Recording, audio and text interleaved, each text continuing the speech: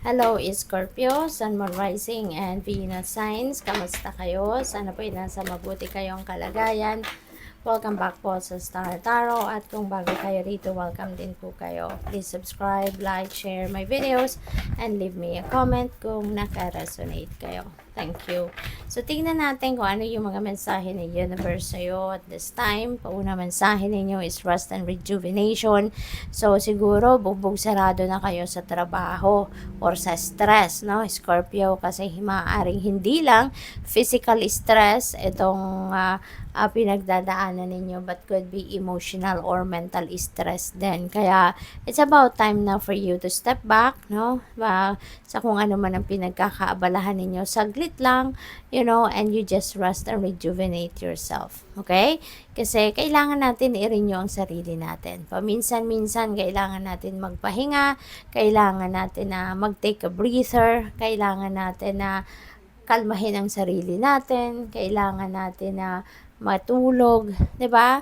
Tsaka always remember, no, Scorpio, that sleep is very very important, no? That's a vital thing para sa sarili natin, sa katawan natin specifically. Kasi during sleep, tsaka lang nagre-repair, no, yung mga cells ng katawan natin when we are sleeping, when we are resting. Kaya napakahalaga na meron tayong quality sleep para nang sa gayon, pagkagising natin sa umaga, we are renewed, we are relaxed, kasi nakapagpahinga tayo at nakapag-repair, no, yung cells ng katawan natin. Okay? At nakabawi kahit papaano sa stress na pinagdaanan natin all day. Okay? So, we have number 27, walking away. You are walking away from something or from someone dito. Pero kung saan man kayo papunta, it's very optimistic, very uplifting an energy. Napaka-positive ng energy na naghihintay sa inyo sa kung saan man kayo patungo. Okay? So, yun, good luck sa'yo. Kasi this could be anything. No? It could be a relationship that you are walking away from. Maaring trabaho yan, career, negosyo yan, pamilya. It could be anything. No? Depende sa inyong sitwasyon. But wherever you are heading, napakaganda ng naghihintay sa iyo na magiging buhay ninyo or sitwasyon ninyo ahead of you. So, we have attachment. Maaring this is what you are walking away from. So, napakaganda ng contrast, diba? Na madilim, sobrang maliwanag. So, most likely, Scorpio, ito na yon, parang nagigising na kayo dito sa katotohanan na it's about time na for you to change the course of your life.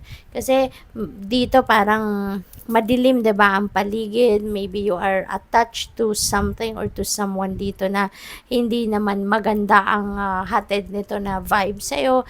Hindi maganda yung sitwasyon mo rito, it's dark, no? So, pwedeng toxic yan, pwedeng unhealthy yan. So, yung mga ganon, no? Hindi maganda. And maybe you've been pretending all this time, no? Kasi may maskara. So, hindi ikaw yan. Kumbaga, hindi yan ang totoo mong pagkatao. Kung ano man ang ginagawa mo dyan, ano man yung, hindi yan ang kagustuhan mo, hindi yan ang hindi yan ang gusto mo, hindi yan galing sa puso mo kung ano man ang ginagawa mo dyan. But now, you are ready to detach yourself, no, from whatever toxic situation this is or unhealthy situation, kasi tinatanggal mo na yung maskara, so ikaw na to. Yung bang magpapakatotoo ka na, you're going to be authentic now to yourself, magpapakatotoo ka na kung ano yung gusto mo, ano yung willpower mo, yun na ang papairalin mo sa ngayon, yun na ang papaandarin mo. Magpapakatotoo ka na. You're going to do now whatever it is that you want to do in your life, no? At you want to move on, no? You want to move on. So, feeling ko, ikaw ito. Papunta ka na sa maliwanag na sitwasyon sa buhay ninyo. So, don't worry, darling. You'll find your way. Wow, napakagandang message para sa'yo. You are definitely going to overcome your obstacles. Malalagpasan mo na yung mga problema, yung mga pagsubok mo sa buhay. Malalagpasan mo na yan. You are going to find the way out. at papunta ka na sa maginhawa, sa pagiging masaya na buhay. So, call your energy back to you. You are going to, no? Kasi tingnan mo to, 'di ba? Napapaligiran ka ng kadiliman at yung aura mo, 'di ba, nagliliwanag ng muli. So, ibig sabihin nito na napupunta ka na, nababalot ka na ngayon unti-unti ng positive energy. Nagiging mas ano ka na ngayon, mas positibo ngayon ang takbo ng isip mo na, no? Kaya papunta ka na sa progress, papunta ka na sa positibong perspektibo, yung ganon. Kaya, this is really beautiful, no? Magigising ka na sa katotohanan at babawiin mo na dito yung pagkatao mo. Be patient, it will come. Wow, napaka-beauty. Diba? Beautiful energy. We have the sun energy. Nandito ka na din sa higher energetic frequency sa ngayon, mataas ang inyong vibes ngayon, at you are on the manifestation energy. So you are going to manifest, no, whatever it is that you want to manifest in your life. Kung ano yung gusto mong mangyari sa buhay mo, ano man yung mga minimithi ninyo, ano man yung mga minimithi ninyo, ano yung mga dreams ninyo, goals ninyo, that is coming to fruition. Okay?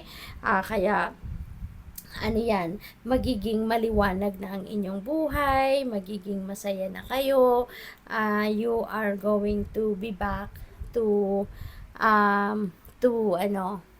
dating, yung pagiging dating masayahin mo, yung pagiging dating compassionate mo, babalik ang lahat ng yan kasi magiging masaya ka ng muli. You will be filled with joy and happiness sa buhay mo sa ngayon. Kaya good luck sa'yo. Thank you for watching. Love and Light. Namaste.